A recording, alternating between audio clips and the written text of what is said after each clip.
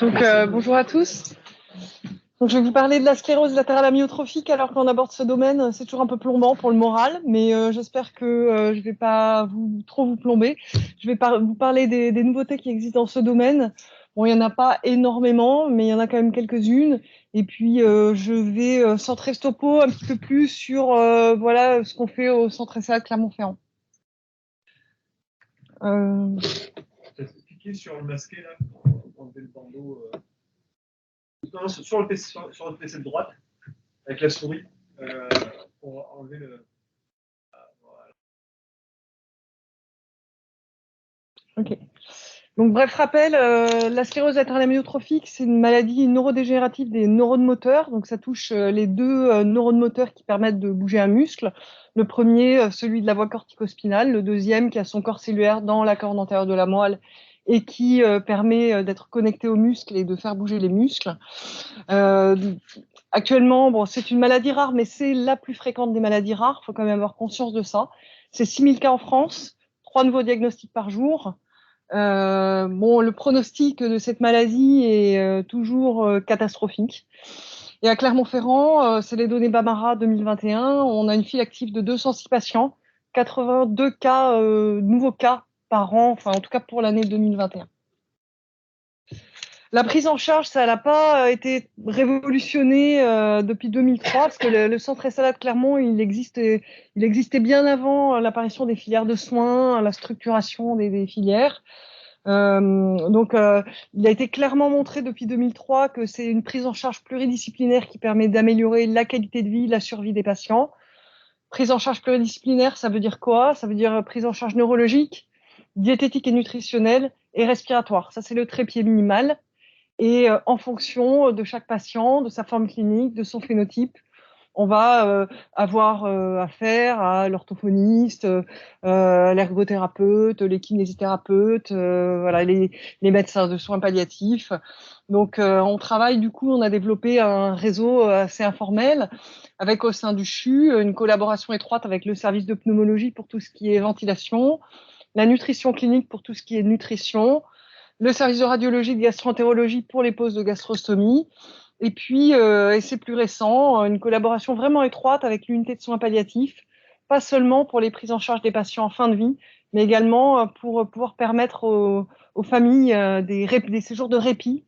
On a développé également avec le docteur Tarot une consultation spécifique qui est dédiée à la rédaction des directives anticipées. Parce que rédiger des directives anticipées, ça se fait pas juste comme ça en une consultation. Il faut du temps, il faut de la réflexion donc c'est bien d'avoir un relais à l'hôpital Nord, à Louise Michel pour ça. On a aussi développé un programme d'éducation thérapeutique. Donc ça, c'est quelque chose de nouveau qui s'appelle Respisla, qui est plus orienté sur le désencombrement, la respiration. Mais qui quand même couvre la maladie de façon un peu plus large, parce qu'on voit bien que dans cette maladie, tout est un peu interconnecté.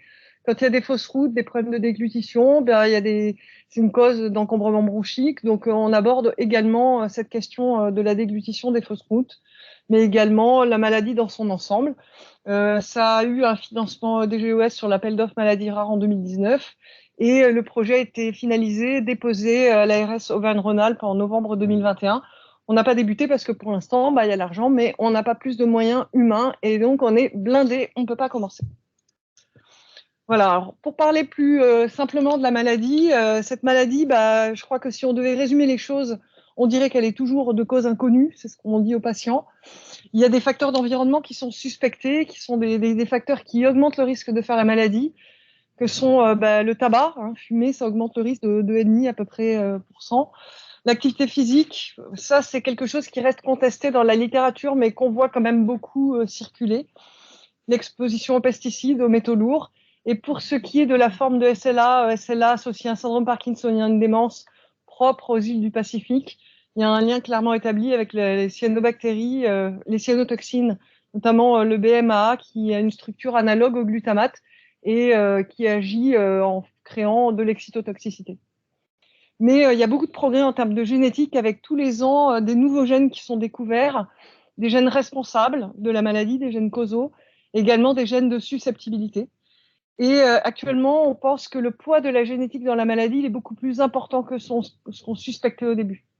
Même quand il n'y a pas d'antécédents familiaux de SLA, le fait d'être un parent du premier degré de quelqu'un qui a fait une SLA, ça augmente le risque d'en faire une pour soi-même de 2.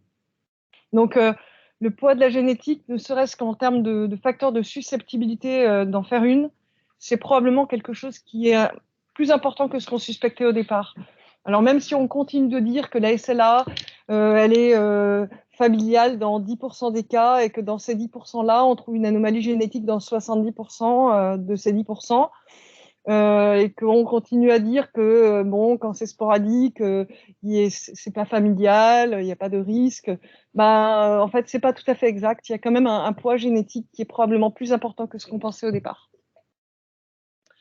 La physiopathologie, elle est très complexe dans la SLA. Il y a eu beaucoup de progrès dans la compréhension des mécanismes de la maladie. Et ces progrès viennent de la génétique, en fait, de la découverte de tous ces nouveaux gènes, de l'étude de leur fonction. Et on s'est rendu compte qu'il y avait des points communs entre la SLA dite sporadique et la SLA liée à une mutation génétique.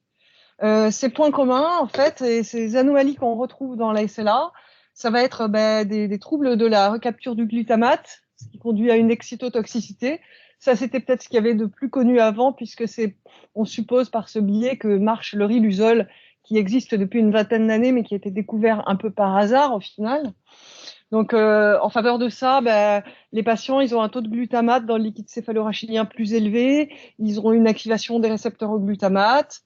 On sait aussi qu'il y a des anomalies de fonctionnement des mitochondries au niveau du neurone moteur, mais également au niveau musculaire, au niveau du muscle effecteur, ce qui fait que près d'un patient sur 2 a un hypermétabolisme. Ce dysfonctionnement mitochondrial, il induit du stress oxydatif, qui contribue à la perte, enfin à la mort neuronale par apoptose. Il y a une activation microgliale, donc des phénomènes inflammatoires. Et sur ces bases-là sont développées des stratégies d'essais thérapeutiques. Et puis, on sait qu'il y a des inclusions protéiques dans les neurones moteurs, principalement de protéines TDP43 et SOD1, même dans les formes sporadiques. Et donc, il y a des stratégies thérapeutiques qui sont développées là-dessus aussi. TDP43, c'est une protéine, entre autres, qui interagit avec le métabolisme des ARN, avec l'épissage, avec la maturation des micro-ARN, aussi avec la maturation des granules de stress. Et il y a d'autres gènes, FUS, C9orf72, qui agissent sur ces voies-là. On sait qu'il existe même macroscopiquement dans les SLA sporadiques des anomalies du cytosquelette. Et comme par hasard, on trouve aussi comme mutation causale des mutations dans le gène de la tubuline A4A et de la dynactine qui sont impliquées dans le métabolisme du cytosquelette. Donc on voit que finalement, il y a eu beaucoup de progrès en termes de génétique, des découvertes de nouveaux gènes dans la maladie, et ça a permis d'ouvrir des pistes sur les mécanismes physiopathologiques de la maladie. On se rend compte qu'il y a des points communs dans la physiopathologie entre des SLA sporadiques et des SLA génétiques. Et ça, c'est autant de cibles pour le développement éventuel de médicaments. Alors qu'auparavant, jusqu'à présent, finalement, on essayait un petit peu des molécules comme ça au hasard et les essais thérapeutiques étaient toujours négatifs. Alors, qu'est-ce qui est important finalement conceptuellement dans la maladie, qui est quelque chose d'un peu nouveau quand je dis nouveau, ça fait peut-être 2-3 ans qu'on évolue vers ce concept-là. On sait que la maladie cliniquement, elle est très hétérogène au plan phénotypique. Il n'y a pas un patient qui ressemble à un autre. Il y a des patients qui évoluent lentement, très lentement même. Il y a des patients qui évoluent vite, très vite. Autrefois, on disait il y a les formes bulbaires, il y a les formes spinales. Maintenant, on sait qu'il y a des formes respiratoires. On sait qu'il y a des formes avec des atteintes des membres supérieurs quasi exclusivement ou des formes avec des atteintes des membres inférieurs quasi exclusivement qui vont évoluer lentement. Donc, il y a des phénotypes extrêmement variés. Et ça, maintenant, c'est très bien connu et identifié. Ce qu'on pense, c'est que en face de cette hétérogénéité phénotypique, il y a une hétérogénéité des mécanismes. C'est-à-dire qu'il n'y a probablement pas une SLA avec un mécanisme, mais il y a une SLA avec un phénotype qui correspond à un mécanisme de la maladie. Pardon. Donc, ce qui se dessine à l'horizon, c'est finalement de développer des stratégies qui vont être ciblées pour un mécanisme. Et que peut-être l'avenir dans la maladie, ça va être que les patients ne vont pas avoir un seul médicament, mais vont avoir plusieurs traitements ou des traitements très ciblés qui vont correspondre aux mécanismes qu'on aura identifiés chez eux en particulier. Et en rapport avec ça, on pense qu'il y a, voilà, en miroir, en quelque sorte, une hétérogénéité génotypique. Donc, actuellement, les questions qui se posent, c'est pourquoi on a des essais thérapeutiques tout le temps négatifs. C'est probablement en lien avec cette hétérogénéité. C'est quand même une maladie relativement rare, même si c'est 6 000 cas par an. Donc, finalement, on avait tendance jusqu'à présent à inclure dans les essais toutes nos SLA, mais elles ne sont pas toutes pareilles et elles n'ont pas toutes le même mécanisme, elles ont des phénotypes différents. Donc, les questions qui se posent, c'est qui c'est qu'on traite? Quand est-ce qu'on traite? Combien de temps on traite pour voir un effet des molécules qu'on essaie de tester? Et quels critères d'évaluation on utilise? Donc, actuellement, le truc très en vogue, c'est de travailler, de développer des biomarqueurs d'évolution et de diagnostic pour la maladie qui vont nous permettre de faire un diagnostic plus précoce, de stratifier les patients dans les essais thérapeutiques, de monitorer bien les patients dans les essais thérapeutiques pour voir un effet des molécules qu'on teste. Donc, qu'est-ce qu'on retient pour le moment comme biomarqueurs peut-être les plus pertinents? Autrefois, on utilisait la survie uniquement. Maintenant, on utilise plus des scores composites qui comportent non seulement la survie, des échelles motrices fonctionnelles, le testing musculaire, l'évolution des paramètres respiratoires. Mais on va utiliser aussi ce qu'on appelle le comptage d'unités motrices sur le plan électrophysiologique, par une technique, bon, que je ne vais pas détailler, qui s'appelle le Munix, mais qui permet grosso modo de compter les axones moteurs dans le nerf et donc d'avoir un reflet dans le temps de la progression de la pathologie. Nous, à Clermont, parce qu'on est à Clermont, je vais quand même parler de ce qu'on fait, on a développé, en collaboration avec les hôpitaux universitaires de Genève, un test qui vise à augmenter la sensibilité des potentiels évoqués moteurs. Potentiel évoqué moteur, c'est fait pour mettre en évidence l'atteinte de la voie cortico-spinale, du premier neurone moteur. Actuellement, ce n'est pas utilisé dans les critères diagnostiques parce que les potentiels évoqués moteurs classiques, c'est pas très sensible. Donc, on a mis au point, avec l'aide des hôpitaux de Genève, une technique qui est simple à réaliser, indolore, qui utilise le couplage entre les potentiels évoqués moteurs et l'étude du réflexe rotulien. Et on est en train de publier que cette technique-là, c'est une technique plus sensible pour faire un diagnostic précoce. Et on va débuter un projet qui est déjà passé en CPP, tout est acté et ficelé, pour voir si ça peut être un bon biomarqueur de l'évolution du phénotype de la maladie. Ce qui est davantage utilisé également dans les essais thérapeutiques, c'est des scores de staging, en fait, qui sont assez simples. Donc, il y a 2 types de scores qu'on peut utiliser et qui permettent vraiment de classer les patients en des stades évolutifs. Et ça serait sans doute plus sensible pour mesurer l'évolution de la maladie. Sur le plan purement biologique, ce qui est le plus en avant à l'heure actuelle, c'est le dosage des neurofilaments. Les neurofilaments, c'est un marqueur de mort neuronale. Quand le neurone moteur meurt, il libère des neurofilaments dans le liquide céphalorachidien. On peut également les doser dans le sang et c'est corrélé au taux obtenu dans le liquide céphalorachidien. Et ce dosage des neurofilaments, c'est un marqueur finalement de mort neuronale. Et donc, c'est sans doute un biomarqueur intéressant pour monitorer les patients au cours des essais cliniques.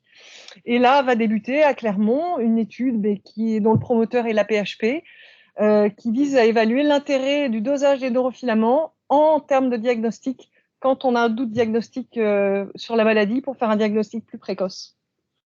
Voilà, évidemment, l'imagerie, l'IRM, est un outil potentiel également pour monitorer nos patients.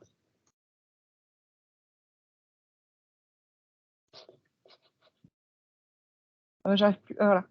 Donc, les biomarqueurs, ils ont sans doute un triple intérêt. Faire un diagnostic précoce. Alors, à quoi ça sert faire un diagnostic précoce? C'est pouvoir inclure plus précocement les patients dans les essais thérapeutiques. C'est probablement au début qu'on a le plus de chances d'avoir un effet des molécules qu'on teste. C'est pouvoir proposer un traitement plus précoce aussi, une prise en charge plus précoce également. Les biomarqueurs, ils ont aussi un intérêt pronostic. Alors, vous me direz à quoi ça sert de connaître le pronostic dans la maladie? C'est pas très pertinent. Mais en fait, c'est pertinent effectivement pas en clinique, mais pour les essais cliniques, afin de pouvoir stratifier, sélectionner les bons patients dans les bons essais. Et puis, ça a un intérêt pour suivre de façon longitudinale les patients qui sont inclus dans les essais et avoir un effet des molécules qu'on teste. Alors actuellement, l'ensemble des centres SLA qui sont regroupés sous la filière FISLAN s'est regroupé en un réseau de recherche qui s'appelle Act for ALS. Et ce réseau a obtenu le label FCRIN en janvier 2022. Qu'est-ce que ça change pour nous? Ça change beaucoup de choses. Parce que jusqu'à présent, Clermont-Ferrand, on était un peu oublié dans la recherche clinique. On n'avait pas tellement d'essais thérapeutiques. Et puis, depuis 2 ans, on n'arrête pas de me proposer des essais thérapeutiques. Donc là aussi, j'en refuse parce que c'est impossible toute seule d'en prendre plein. Mais actuellement, on en a 2 qui sont assez pertinents. Un qui est mené, le promoteur, c'est le laboratoire AB Science pour le masitinib. Le masitinib, c'est un médicament qui joue sur la microglie, sur l'inflammation. L'essai de phase 2 était très prometteur et il semble que on se dirige vers des résultats intéressants à mi-parcours de l'essai de phase 3 dans la maladie. Donc c'est assez prometteur. Donc on en attend quand même quelque chose. C'est en association au médicament de référence qu'est le riluzole, évidemment. Et puis un médicament qui est un inhibiteur du complément, donc toujours l'idée d'agir sur la neuroinflammation, qui est un facteur d'aggravation de la rapidité évolutive de la maladie. Voilà, à côté de ça, on a des essais académiques. Notre étude sur les potentiels évoqués moteurs, l'étude PULSE, qui est une étude sur les phénotypes de la maladie, c'est une étude nationale dont le promoteur est le CHU de Lille. L'étude FER-ALS, qui étudie la défériprone, un chélateur du fer dans la maladie, toujours pour agir sur la neuroinflammation, promoteur CHU de Lille. On a un essai aussi qui porte sur le dépistage précoce des 2 principales mutations les plus fréquentes, SOD1 et C9orf72. Donc on peut avoir une idée de la prévalence de ces mutations-là dans la maladie parce qu'il y a des traitements qui sont en développement pour ces 2 mutations, et je vais y venir. Le promoteur, c'est le CHU de Tours. Et puis l'étude sur les neurofilaments en termes de diagnostic. Donc quand on a un doute diagnostique, que le patient ne remplit pas tous les critères de la maladie, l'idée, ça sera de doser les neurofilaments et d'étudier la sensibilité en termes de diagnostic et la spécificité de ce type de dosage. Voilà, à côté de ça, on remplit Bamara, mais pour la SLA, on a mis au point un set complémentaire de données dont le but est de limiter et de réduire les errances diagnostiques. Et pour ça, on va obtenir un 0,1 ETP DARC, voilà, qui est financé, que je ne vois toujours pas. Voilà. Alors, les 2 gènes les plus fréquents, c'est C9orf72 et SOD1. Alors, je vais en parler de façon plus détaillée, parce que ces 2 gènes, mais également, mais à un stade préclinique, le gène FUS et TARP-BP, donc TDP43, font l'objet de développement essentiellement par le laboratoire Biogène, de thérapie par oligo-antisense anti-SOD1, actuellement, mais également à un stade moins avancé, anti-C9orf72.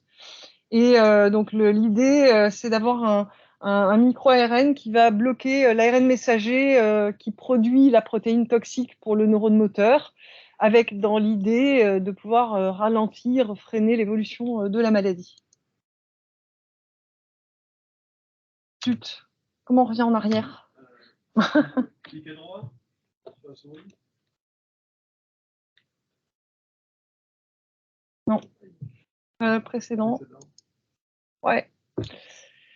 Alors, actuellement, le traitement qui est le plus avancé dans son développement, c'est le tofersen. C'est un oligo-antisense anti-SOD1. Alors, on attendait beaucoup de ce traitement-là parce que l'étude de phase 2, mais qui était sur une petite période avec un petit nombre de patients, semblait très prometteuse. Je vais vous présenter les résultats de l'étude de phase 3. C'est moins foufou que ce que ça en a l'air, mais ce médicament a quand même obtenu la possibilité d'une délivrance à titre compassionnel chez les patients qui ont une mutation SOD1. Donc, cette étude, elle a porté sur 108 patients, 28 semaines. Donc, c'est un traitement qui est délivré par voie intratécale des ponctions lombaires, J0, J14, J28, puis une fois par mois. Donc, c'est quand même assez lourd en termes de voie d'administration. Ils ont inclus 60 progresseurs rapides, 48 progresseurs lents. Comme vous le voyez, les critères d'évaluation, c'est des critères assez composites. Le critère principal, c'était une échelle fonctionnelle, donc qui porte sur la motricité, l'atteinte bulbaire, l'atteinte respiratoire, qui est le score qu'on utilise à chaque fois, qui est le score LSFRSR. Il y avait des critères secondaires, la capacité vitale, la force motrice, la survie, mais également des critères biologiques de dosage de la protéine SOD1 dans le liquide céphalorachidien et des neurofilaments dans le plasma. Il y avait également des échelles de qualité de vie. Alors, grosse déception, parce que sur l'étude en double aveugle contre placebo, il n'y a pas de différence significative entre l'oligo-antisense anti-SOD1 et le placebo, donc l'étude Valor. Cette étude, au-delà de 28 semaines, est transformée en étude ouverte, et il semble que sur l'étude ouverte, qui s'appelle OLE, il y ait une différence significative qui apparaisse entre les patients traités par le tofersen et les patients sous placebo. Alors là, ça pose pas mal de questions. Est-ce que c'est que la durée de traitement, elle n'est pas assez longue? Est-ce que c'est qu'on ne traite pas les patients assez tôt? En tout cas, tout n'est pas négatif dans cette étude. C'est sûr que sur le critère principal, la SFRSR, qui est le score fonctionnel moteur, bulbaire et respiratoire, c'est pas significatif. En tout cas pour l'étude en double aveugle contre placebo. Mais par contre, ce qu'on observe, c'est une diminution de la protéine SOD et une diminution des neurofilaments qui sont quand même un marqueur de mort neuronale, diminution qui est significative. Par ailleurs, sur la qualité de vie, la capacité respiratoire, la différence, elle est à la limite de la significativité. Il semble y avoir quand même un effet. Il faut rappeler que l'étude en double aveugle, c'est quand même que 28 semaines. Donc voilà. Il y a quand même des effets indésirables, 2% de myélite, et quelques cas décrits par mes quelques collègues qui ont mis déjà quelques patients sous tofersen d'inflammation, enfin de méningite, méningo-radiculite. Voilà. Donc il y a un accès compassionnel depuis le 1er juillet 2021. Nous, on a 5 familles à Clermont avec des mutations SOD. Il y a Frédéric qui a vu une patiente il n'y a pas longtemps dont j'attends les résultats de sa génétique qui a été faite. Et on verra si elle est positive, si on lui propose le traitement. Après, qu'est-ce qui est intéressant avec le tofersen, c'est qu'il y a une étude internationale avec un seul centre investigateur en France qui est à Paris, à la Piquet-Salpêtrière, qui est d'étudier l'intérêt de l'oligo-antisense anti-SOD1 avant que la maladie ne se déclare en quelque sorte. Donc l'intérêt, c'est d'aller chercher les apparentés qui seraient positifs pour SOD1, donc de faire du diagnostic présymptomatique, de sélectionner ces patients, de leur proposer de rentrer dans cette étude qui s'appelle Atlas. Période d'observation, on va doser les neurofilaments, puisqu'on sait que c'est un marqueur de mort neuronale. Dès que le taux de neurofilaments dépasse un certain seuil, on les met sous tofersen, avec dose de charge par ponction lombaire, J14, J28, puis une fois par mois, on leur fait une injection de tofersen. Et on regarde si ça retarde la survenue de la maladie. Voilà. Donc, je vais m'arrêter là, parce que c'est déjà pas mal. Après, j'ai fait un choix délibéré de parler de ce qu'on fait ici, et puis de ce qui me semble le plus actuel. Il faut savoir que les thérapies par oligo-antisense, elles se développent pour C9orf72, mais c'est un peu plus compliqué parce que la pathogénicité de la mutation C9orf72, elle n'est pas univoque. C'est pas juste une accumulation de protéines. SOD1, c'est toxique pour le neurone moteur parce que SOD1, c'est une mutation en gain de fonction. La protéine, elle est mal repliée à l'intérieur du neurone moteur. Elle s'accumule dans des granules et ça entraîne l'apoptose du neurone moteur. Mais par contre, pour C9, c'est plus complexe. Il y a une partie perte de fonction, une partie gain de fonction. Je suis pas sûre qu'on n'est pas sûr que ça apporte ses fruits, mais en tout cas, il y a un essai chez l'homme qui a débuté, en tout cas aux États-Unis. Donc, on attend des choses. C'est pour ça qu'actuellement, on essaie de recenser notre population, en tout cas en France, qui est atteinte de mutation SOD1 et de mutation C9orf72 par le prélèvement systématique de tous les patients, sporadiques ou familiales.